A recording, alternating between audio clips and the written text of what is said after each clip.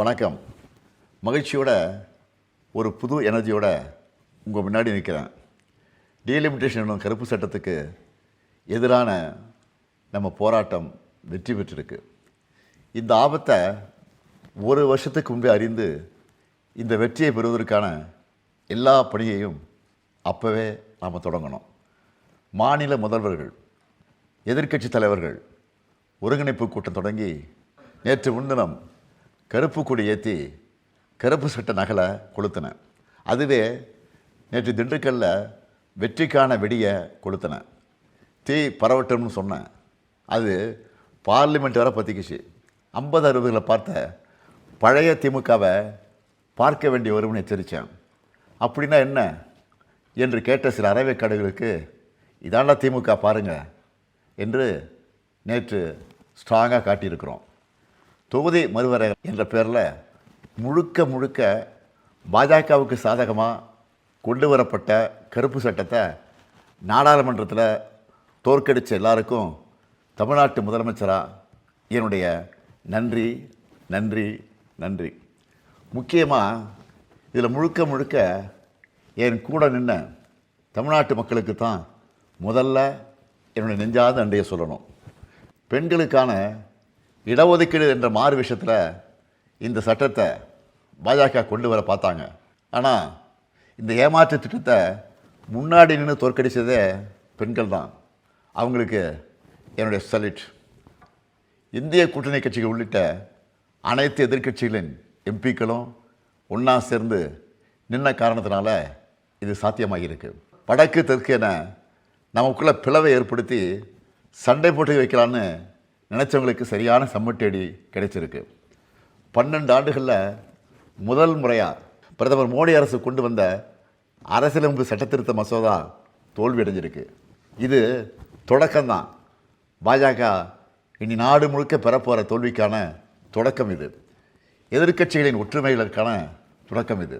நாம் ஒன்றுபட்டால் வெற்றி உறுதி என நான் தொடர்ந்து சொல்லி வந்தேன். அது உண்மை என காட்டியிருக்கும் தொடக்கம் இது.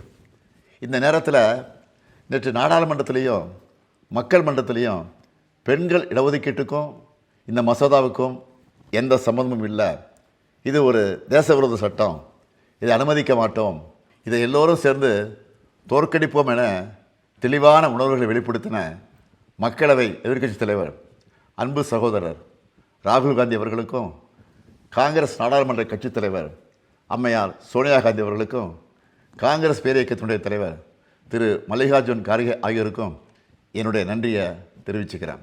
காங்கிரஸ் மட்டுமல்ல, திரிணாமுல் காங்கிரஸ் கட்சி தலைவர் அருமை சகோதரி மமதா பானர்ஜி, உத்தரப்பிரதேசத்தின் ஒளிவிளக்கு சகோதரர் அகிலேஷ், ஆம் ஆத்மி கட்சி தலைவர் அரவிந்த் கெஜ்ரிவால், ராஷ்ட்ரிய ஜனதா செயல் தலைவர் தேஜஸ்வி, தேசியவாத காங்கிரஸ் செயல் தலைவர் சுப்ரியா சுரே, பிஜு ஜனதா தலைவர் நவீன் பட்நாயக், ஜார்க்கண்ட் முக்தி மோர்ச்சா தலைவர் ஹேமந்த் சரண், ஜம்மு காஷ்மீர் தேசிய மாநாட்டு கட்சி தலைவர் ஃபருக் அப்துல்லா, சிவசேனா தலைவர் உத்தவ் தாக்கரே, இந்திய கம்யூனிஸ்ட் கட்சியுடைய பொதுச் செயலாளர் சகோதரர் டி ராஜா, மார்க்சிஸ்ட் கம்யூனிஸ்ட் கட்சியுடைய பொதுச் செயலாளர் எம்ஏ பேபி, பிஆர்எஸ் கட்சி தலைவர் கே சந்திரசேகர் ராவ், சிரோமணி அகாலிதள தலைவர் சுக்பீர் சிங் பாதல் ஆகிய தேசிய தலைவர்களுக்கும் என்னுடைய நன்றிகள்.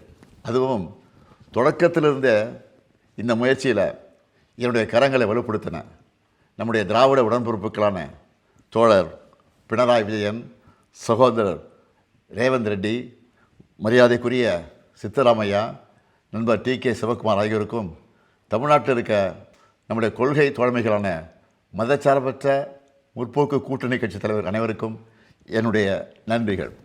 இப்போ நாம் பெற்றிருப்பது பாதி வெற்றி தான். 2001ஆம் ஆண்டில் செஞ்ச மாதிரியே இப்போவும் அடுத்த 25 ஆண்டுகளுக்கு, அதாவது 2051 வரை தொகுதி எண்ணிக்கையை மறுவரையறை செய்கிறத தள்ளி வைக்க அரசியலமைப்பு சட்டம் திருத்தம் கொண்டு வரணும். அது மட்டுமல்ல, பெண்களோட இடஒதுக்கீட்டுக்காக 2023ஆம் ஆண்டே நாம் ஆதரித்து நிறைவேற்றின சட்டத்தை எந்த நிபந்தனையும் இல்லாமல் பாஜக அரசு உடனடியாக இப்போ இருக்கிற உறுப்பினர்கள் எண்ணிக்கைக்கே அமல்படுத்துகிறோம். அதுதான் முழு வெற்றியாக அமையும். அதுக்காக போராடுவோம். மகிழ்ச்சியான இந்த நேரத்தில் இந்த தொகுதி மறுவரையறை சட்டம் யாரெல்லாம் நம் நண்பர்கள் என மட்டும் அடையாளம் காட்டலை, தமிழ்நாட்டின் துரோகிகள் யாருன்னு அவங்க வாயாலே சொல்ல வச்சிருக்கு. அப்படி துரோகம் செஞ்ச பழனிசாமியின் அடிமை கும்பலுக்கு தேர்தலுக்கு முன்னாடியே படுதோல்வி கிடைச்சிருக்கு. பழனிசாமி டெல்லியோட ஏஜென்ட் என்பது மீண்டும் நிரூபணமாகியிருக்கு. நம்ம திராவிட இயக்க வரலாறு என்ன? இந்திய அரசியலமைப்பு சட்டத்தில் முதல் சட்ட திருத்தத்துக்கு போராடி இடஒதுக்கீட்டை கொண்டு வந்தது திமுக. எப்பெல்லாம் இந்தி திணிப்பு வருதோ அப்பெல்லாம் உறுதியாக போராடி வென்றது திமுக. அதே மாதிரி தான் நேற்று தமிழ்நாட்டோட உரிமைகளை பிரதிநிதித்துவத்தை தடுக்க நினைச்சதை போராடி வென்றிருக்கு திமுக. இந்தியாவே இன்றைக்கி திராவிட முன்னேற்றக் கழகத்தை பற்றி உயர்வாக பேசுது. நம் வெற்றிகள் தொடரட்டும், தொடரும். தமிழ்நாட்டு மக்களை சொந்த நாட்டிலேயே அகதிகளாக்க பார்த்த பாஜகவுக்கும் அவர்களுடைய ஏவல் அடிமைகளான அதிமுகவுக்கும் 2026 சட்டமன்ற தேர்தலில் மறக்கவே முடியாத மாபெரும் தோல்வியை கொடுப்போம். வெல்வோம் ஒன்றாக. நன்றி, வணக்கம்.